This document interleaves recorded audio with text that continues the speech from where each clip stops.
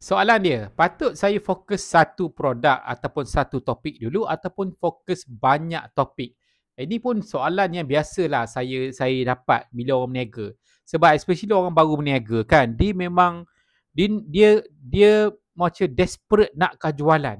Jadi itu dia nak jual, ini dia nak jual kan. Tapi dia lupa skill jualan dia masih belum diasah.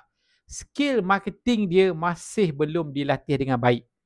Jadi apa yang saya buat di peringkat awal saya berniaga dan apa yang saya cadangkan kepada tim-tim saya, siapa yang join bisnes dengan saya, walaupun saya cadang, ramai ni tak ikut lah kan. Sebab yelah masing-masing tak sabar nak jual semua benda kan. Saya memang akan cadangkan you fokus satu niche dulu.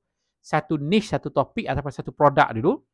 Sebab daripada proses you pandai marketing dan menjual satu set, you akan dapat ilmu untuk jual semua benda lepas ni. InsyaAllah. Sebab bila kita nak fokus banyak topik, banyak produk, kita akan pakai banyak masa untuk study banyak produk.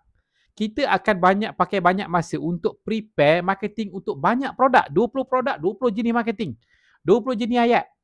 Kan compare dengan satu produk, satu jenis ayat je. Jadi benda ni ramai orang tak nampak. Okay? Jadi saya cadangkan orang baru nak berniaga, okay, kosongkan gelas, follow dulu sebab biasanya mentor dia tahu macam mana nak boomkan bisnes you. Bila you kemas you punya skill, you buat you dapat result. You buat you dapat result, then lepas tu you nak fokus 200 produk pun ikutlah. Terpulang lah.